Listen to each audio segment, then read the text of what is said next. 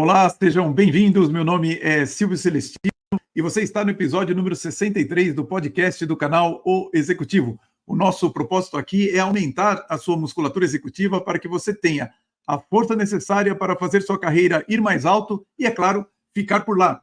E para isso, nós nos aprofundamos em temas relevantes como a gestão de pessoas, o equilíbrio de vida pessoal e profissional, tecnologia e negócios e, é claro, sobre carreira e investimento. Hoje eu vou fazer um podcast um pouco diferente, dando continuidade e até explicando um pouco melhor o texto que eu escrevi neste final de semana, que pergunta se a TI perdeu o monopólio da tecnologia em função do uso da inteligência artificial, por exemplo, por áreas como a de negócios. E a origem desse texto é porque no evento chamado Febraban Tech Trends 2024, um professor da Universidade Federal do Rio de Janeiro, o senhor Sérgio Medeiros, fez alguns comentários um tanto polêmico. Aliás, ele não apenas é professor, como é consultor de TI da Caixa Econômica. E na Febraban Tech 2024 teve um painel chamado Reescrevendo os Modelos de Negócios com Inteligência Artificial, e alguns comentários dele foram muito polêmicos e acabou gerando até uma certa discussão no meio dos profissionais de TI. Alguns ficaram meio bravos com ele, porque ele falou mal do Scrum Master e assim por diante. A minha intenção aqui é contribuir com essa discussão, procurando mostrar algumas perspectivas a respeito do que ele afirmou e que eu acho que realmente carecem de um pouco mais de contextualização e uma reflexão um pouco mais profunda. Eu vou destacar aqui 3 comentários que eu considerei os mais controversos. O primeiro dele é o que diz o seguinte, que o processo não é o centro das atenções, é necessário, mas não é o centro. A segunda afirmação dele, as regras são a coqueluche do mercado, dizendo que há um excesso de regras, mas que também há regras que ninguém cumpre e as pessoas ficam fazendo vista grossa para isso. E o terceiro, que é o mais polêmico, quando ele diz que a inteligência artificial tira o monopólio do pessoal de tecnologia da informação e o negócio é o centro da IA, não a tecnologia da informação. E aí ele diz que a IA não vai acontecer na TI, a tecnologia da informação não tem a expertise para tocar a IA e, portanto, ela vai acontecer no negócio. E que a TI vai ser um fiel depositório dos dados corporativos. E a IA tem de ser migrada para dentro dos negócios, ou seja, o ponto fundamental é convencer a TI de que ela não tem mais o monopólio. Eles, o pessoal da TI, estão nervosos porque não precisa mais deles, a empresa não precisa mais deles, os negócios e tal. Essas afirmações, elas são bastante truncadas, eu vou deixar um link aqui embaixo para você poder assistir a palestra e tirar suas próprias conclusões, mas a minha intenção aqui é justamente contribuir para que a gente possa tirar alguns contextos, talvez esclarecer melhor o que ele está falando e algumas coisas um pouco arriscadas, algumas afirmações que eu acho que foram feitas de maneira inapropriada e que talvez precisem de maiores esclarecimentos. Bom, antes de mais nada, eu queria dizer que, para quem já participou de painéis como esses, nem sempre a pessoa que participa, quer seja o panelista ou moderador, teve o tempo, o talento, a ocasião de se preparar melhor para o que vai falar, e aí a sua fala sai um tanto fora de contexto, as pessoas consideram incompreensível, e, é claro, gera até um certo nervosismo, uma certa controvérsia. E, é claro, também, quando eu escrevi isso no texto, teve um comentário muito interessante de um executivo de TI, inclusive, que ele falou, olha, Silvio, pode até ser que ele não tenha tido tempo de se preparar, mas qualquer pessoa que sobe no palco tem que tomar cuidado com as palavras. E eu concordo, realmente eu acho que se você decidiu subir em um palco, você tem que saber que nem todo mundo acompanha o seu trabalho, nem todo mundo sabe exatamente qual é o contexto a respeito do qual você está fazendo certas afirmações, então você precisa ter um pouco mais de paciência e esclarecer um pouco melhor as suas ideias. Aliás, eu não gosto muito do fato de que os painéis são muito curtos, quer dizer, colocam 3, 4 pessoas para conversar em 1 hora, isso não dá tempo de uma pessoa elaborar as suas ideias, talvez com um pouco mais de profundidade, de uma maneira um pouco mais clara. Mas, sem dúvida, também, eu entendo que a gente tem cobrado um certo perfeccionismo de todo mundo e aí ninguém se entende, Então, acho que precisa se preparar melhor, nem todo mundo tem tempo para isso. Entretanto, quando você sobe em um palco, você tem que tomar cuidado com as suas palavras e do lado de cá, vamos ter um pouco mais de compreensão também com as pessoas, porque ninguém é perfeito. Então, eu gostaria de começar, primeiro, falando sobre regras, Quando ele diz que existem regras que não são cumpridas e que as regras, portanto, ele dá a entender que as regras não deveriam existir ou que as regras são muitas e tudo mais. Eu acho que o foco aí está errado, eu acho que o problema não é a existência de regras, porque a maioria das pessoas cumpre. Entretanto, as poucas pessoas que não fazem causam um problema danado, e não apenas dentro da empresa ou no departamento de TI, é em todo lugar. Então, eu acho que a gente deveria ter um pouco mais de consciência de que o problema não está na regra, mas na falta de moralidade de algumas pessoas que, ao não cumprirem regras, causam transtornos para muita gente, não só dentro da empresa, mas inclusive na sociedade. E, portanto, tanto a empresa quanto a sociedade tem que ter a capacidade de identificar quem são essas pessoas e, claro, poder sacar da empresa, ou, no caso, sacar da sociedade. E isso, às vezes, a gente fica com muita conversa paralela, muita discussão a respeito, mas eu acho assim, a regra, uma vez que ela está bem escrita, bem feita, ela tem que ser cumprida. Aliás, um ponto que a gente tem que tomar cuidado dentro das empresas, na minha opinião, é justamente isso, é que, por vezes, algumas regras são feitas por pessoas de má índole, né? Ou seja, pessoas que têm intenções ali meio escusas, intenções que não são moralmente muito aceitáveis, e por desculpas como compliance, como ESG, etc., fazem regras que são moralmente inaceitáveis de serem cumpridas. Portanto, ninguém é obrigado a cumprir uma regra estapafúrdia. Você está sempre moralmente desobrigado a cumprir uma regra que não faz o menor sentido. É claro que, quando eu digo isso, existe um outro problema aí, que nem sempre a pessoa que decide não cumprir uma certa regra imoral tem a força de caráter necessária para lidar com as consequências da sua decisão. Agora, entenda o seguinte, que é evidente que dentro das empresas existem pessoas mal intencionadas que estão criando as regras. Então, eu sempre digo para os meus executivos prestarem muita atenção, porque, idealmente falando, as empresas deveriam ter, e desde o processo de contratação, um certo filtro para não deixar pessoas de mau caráter entrar dentro da organização.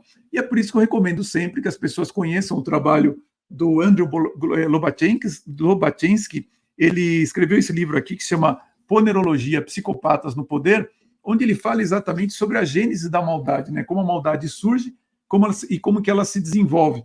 E aqui tem um ponto importante para nós que trabalhamos com RH, que é justamente você poder identificar essas pessoas. E ele fala algo que eu vejo que as empresas não prestam muito atenção, que é o fato de que pessoas com certas psicopatologias, elas sabem que elas são menos inteligentes que outras. Então, o que elas fazem? Elas procuram compensar essa falta de inteligência com uma busca doentia pelo poder. E esse é um grande problema, porque da mesma forma que um Congresso Nacional ou os governos são estruturas políticas e que, portanto, atraem pessoas com esse tipo de psicopatologia, as empresas também são estruturas de poder. Então, a gente tem que estar atento para o fato de que ela atrai também pessoas que são sedentas, que querem o poder para compensar a sua deficiência intelectual ou emocional. E isso é importante para nós, porque dentro das empresas em geral, a gente não fala muito sobre essa questão da maldade. Sempre é uma questão que a gente acha assim, não, a pessoa é desse jeito porque ela não é compreendida, ela é muito inteligente, ela às vezes tem algum problema de domínio emocional, e na verdade a gente não para pensar que ela se comporta de uma determinada forma simplesmente porque ela é uma pessoa perversa. Então, temos que ficar atento a isso. O problema não é a regra, o problema são pessoas que não as cumprem e bandidos fazendo regra dentro da empresa também. A gente precisa tomar cuidado com isso. A segunda afirmação dele, que fala sobre o processo, que ele fala que o processo não é o centro da atenção, dá uma certa intenção, dá uma certa tendência a nós interpretarmos isso como se o processo fosse ruim. Bom, não é bem assim. Na verdade, o processo ele é necessário, principalmente quando a gente fala em riscos, não apenas para as operações, mas para as pessoas. Porque certas ações, certas profissões estão sempre em risco, colocam em risco a vida da pessoa e determinados atos que ela faz.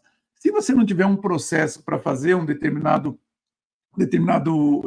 tarefa, você pode realmente acabar muito mal. Eu lembro, na verdade, eu teria, infelizmente, inúmeros exemplos para te dar, mas uma vez eu estava atendendo a uma mineradora, onde eles tinham alguns tanques que eles tinham um problema que se acumulava argila dentro do tanque. Quando eu digo um tanque, são tanques gigantes, assim, com metros de largura, de diâmetro, onde um profissional tinha que entrar lá e fazer uma certa limpeza. E um jovem entrou nessa mineração e começou a fazer esse trabalho, e ele começou a se destacar porque ele era muito rápido para fazer essa limpeza. E essa limpeza ele fazia sozinho, quer dizer, a pessoa entra lá no tanque e tira a argila lá de dentro, existe um procedimento correto de como essa argila tem que ser removida, só que ele descobriu uma forma mais rápida de fazer e era extremamente insegura. E, infelizmente, em determinado instante, ele, que era muito elogiado pelos superiores devido à performance que ele tinha para fazer essa tarefa, acabou sendo soterrado pela argila dentro de um desses tanques e acabou falecendo. Então, a gente tem que tomar um pouco de cuidado quando a gente critica o processo, porque em situações onde você tem o risco de, por exemplo, sofrer um acidente, até mesmo de morrer, o processo é extremamente necessário. Mais do que isso, ele é crítico para que a gente possa preservar a vida das pessoas. Entretanto, é claro que existe uma articulação entre o processo e o negócio. Quer dizer, não adianta você criar um monte de procedimentos dentro da empresa e o negócio ir à falência, tanto quanto não adianta você ter um negócio extremamente lucrativo e as pessoas estão se acidentando, estão morrendo na organização. Ou seja, existe aí um equilíbrio entre as duas coisas. Então, eu tenho que concordar com o professor com um aspecto, é que eu acho que hoje existem certos processos que são colocados dentro da empresa que não fazem o menor sentido e que, às vezes, consomem um tempo importante de outros departamentos que não aquele que deveria resolver o problema. Agora, repetindo, o processo ele é importante, principalmente para as questões de risco, que é principalmente risco de vida e risco com os dados, por exemplo, manipulação de dados e tudo mais, mas ele tem que estar articulado com o negócio para que o negócio não pare por conta de um processo excessivamente burocrático. Então, essa articulação é que é importante. E, finalmente, essa afirmação de que a inteligência artificial tira o monopólio da tecnologia da informação, ela realmente carece de maior esclarecimento, porque ela não faz o menor sentido, porque não é só apenas dentro de uma grande organização. Se você olhar aqui esse simples trabalho que eu estou fazendo aqui para que esse podcast chegue até você, se não tivesse a TI funcionando, seria impossível a gente fazer todo um simples podcast funcionar. Ou seja, eu vejo da seguinte forma, da mesma forma que um smartphone permite a todo mundo tirar mais fotos para registrar os momentos importantes da sua vida, mas o smartphone não transformou todo mundo em fotógrafo profissional. O que acontece, portanto, é que as pessoas estão tirando mais fotos, mas, de certo modo, exagerado você imaginar que agora todo mundo é um profissional de fotografia. Da mesma forma, acontece com a inteligência artificial. Todo mundo consegue fazer alguma automação ali com a inteligência artificial, passando os parâmetros, fazendo um prompt para a IA. Entretanto, isso não quer dizer que todo mundo se transformou em programador e consegue seguir todas as regras que são necessárias para você extrair o máximo da tecnologia. Muito pelo contrário, o profissional de tecnologia continua sendo aquele que tem as melhores condições para extrair o máximo potencial da inteligência artificial. Agora, é claro que para isso você precisa fazer o profissional de TI se interessar mais pelo negócio da empresa e não apenas ficar interessado apenas nas questões de tecnologia da informação. E esse não é um problema de IA, é um problema de liderança que precisa educar os profissionais nessa direção. A questão aí é o seguinte, a minha experiência com feedbacks é que você não vai atrair muita gente se você ficar criticando todo mundo de maneira despropositada. Eu acho que você consegue atrair mais pessoas sendo didático, esclarecendo o porquê das coisas, é claro, sendo extremamente respeitoso com todo mundo nessa direção. Eu posso te dizer que eu mesmo já fui programador assembly e a quantidade de detalhes que um executivo de TI tem que lidar para fazer as coisas funcionar é muito grande. Eu falei executivo, mas um profissional de TI. Existem detalhes muito grandes, é uma quantidade muito grande. Então, é claro que é complexo você colocar tudo para funcionar. A maioria das pessoas, por exemplo, não tem a menor ideia de como é difícil você fazer com que um texto que sai do seu smartphone chegue lá no WhatsApp da sua mãe, que seja, entendeu? É muito difícil a quantidade de camadas que existem, de estruturas para fazer tudo isso funcionar. Então, as pessoas às vezes olham a tecnologia com uma simplicidade que não está lá, muito pelo contrário, é porque realmente você tem uma série de questões complexas, articuladas e que estão funcionando. Então, é difícil você chegar para um profissional de TI e falar para ele assim, olha, você precisa se interessar mais pelo negócio, porque ele perde um tempo muito grande se atualizando, procurando se manter sempre de acordo com as tendências de mercado. E agora que surgiu, então, a inteligência artificial, acho que está todo mundo também procurando entender como que isso aí pode ser melhor utilizado dentro da empresa. Agora, ou seja, assim como ocorre em outras áreas, o profissional de TI também se interessa mais por TI, mas o profissional do jurídico também está muito mais interessado nas questões relacionadas ao jurídico, assim como o profissional de marketing se interessa muito mais pelas questões de marketing. E quando você olha a conclusão que um profissional de tecnologia da informação chega, é a mesma que todo mundo, quer dizer, ele olha para a TI e fala assim, a minha área é muito complexa, e ele está coberto de razão. Assim como quando um profissional de logística diz logística é muito complexo, ele está coberto de razão, porque todas as áreas hoje são muito complexas para fazer a organização funcionar, para fazer o mercado, aliás, funcionar. Então, o que acontece?